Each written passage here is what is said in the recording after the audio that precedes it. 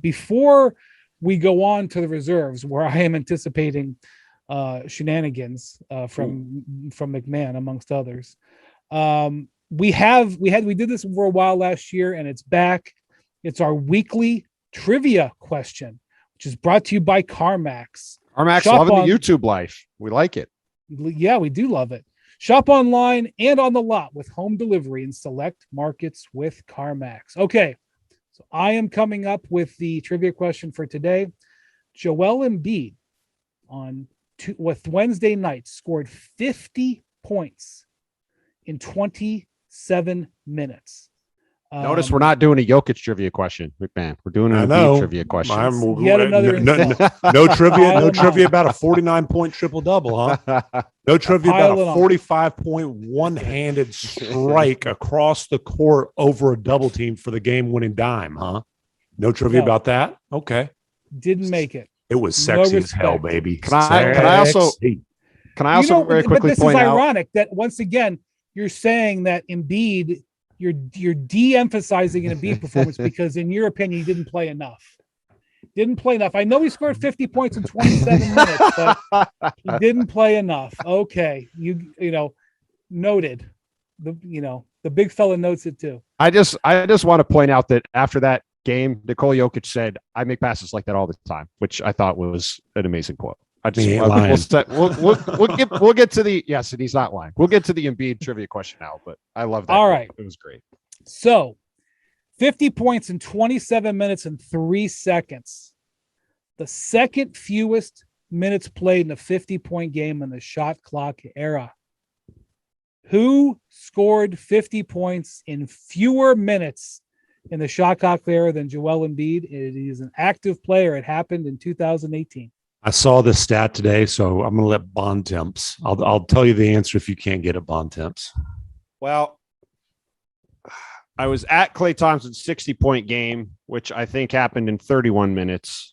29 minutes. 29 minutes. That was maybe the single best game performance I've ever seen in person. It was up there. I'm trying to think. 2018. Less than 28 minutes. So Klay Thompson in 2016 scored 60 points in 29 minutes. I wonder how much time it's not denoted in here. This could be a flaw in the stat. How much time was left when he got his 50th point? But how much time did, like when Kobe had 81 or the game that Kobe had 62 against the Mavericks and was outscoring them after three quarters and sat the fourth quarter? I'm trying to think of who I would say. Clay's the only guy I can think of that scores that many that fast, but I know that's not the answer. Ding. How about is it him? It is in fact Klay Thompson. Okay, I'm glad I kept just saying him because I got it right by default. Who scored 52 points in 26 minutes and 33 seconds. Was that the Kings game?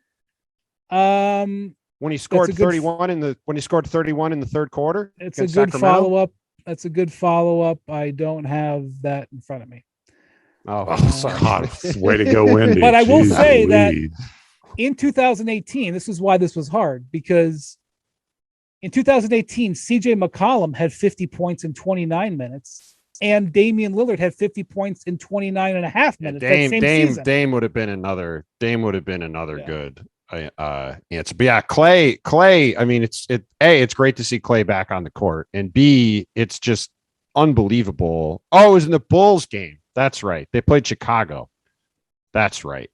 Yeah, they annihilated twice Chicago. Scored 50 in under 30 minutes. When Klay gets hot, he's unlike anybody else in the league because he'll shoot literally from anywhere. He barely has the ball in his hands and he lets it go, and he doesn't have to dribble ever to score. Like that game, he scored 60. I think he dribbled like 11 times. I think Tom Haberstroh looked that up, and I think he had like 11 dribbles when he scored 62 points. Unbelievable. Yeah, our guy Jackson, our producer, says that was the 14-3 game. Yes, that's right. And what's crazy is he'll have 52 points and have touched the ball 52 seconds. It's really unbelievable. By the way, since we did talk about Joel Embiid and we didn't talk about him in the Eastern Conference front court section, I would just like to point out that he is playing at an insane level right now.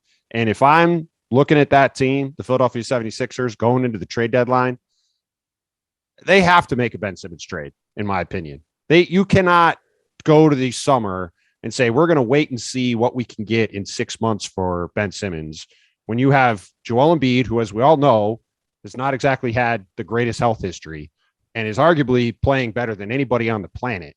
And you look at the East with Kevin Durant going down with an injury, with, Draymond Green out in the West, with the Lakers a mess. If the Sixers can get some pieces back for Ben Simmons, some real pieces, they should really think they have a chance to get out of the East and maybe win the title this year. What if like this? What if Daryl Morey just by intuition just has a strong feeling in his gut that the James Harden sign and trade is going to be there this summer? Well, I'll tell you what. Just by intuition. Sure. Just by intuition. My intuition tells me that Monday night, the Nets were in Cleveland to play the Cavaliers, and James Harden was isolated on the wing against Lauri Markkanen, and not only couldn't get by him, fell down and threw the ball into the backcourt for a dunk that cost his team the game. That moment, while James we're going to talk about James in a bit. I think he should be in the All-Star game. He does not look like a guy that, to me, I'd be wanting to pay $50 million a year going forward.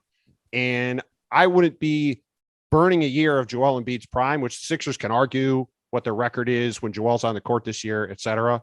They're not good enough to win the title with this team, with Ben Simmons sitting on the bench not playing. To me, they've got to do something over the next few weeks to improve this team and give themselves a chance. Because Joel Embiid is playing too well to just let this go by without doing something. It's almost a dereliction of duty. Yes. General manager. Dereliction. Get it? Dereliction. Good job. Thank you for watching ESPN on YouTube. For live streaming sports and premium content, subscribe to ESPN+.